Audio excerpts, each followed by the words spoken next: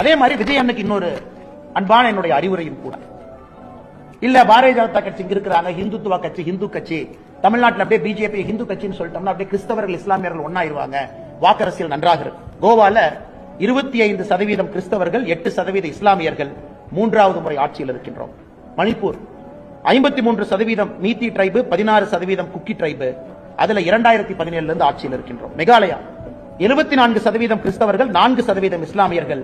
அதுல உங்களுக்கு தெரியும், இத்தனை காலமாக 2018 இருந்து ஆட்சியில் இருந்தோம், இன்னைக்கு ஆட்சியில் இல்ல, கூட்டணியில் 2 சீட்ல.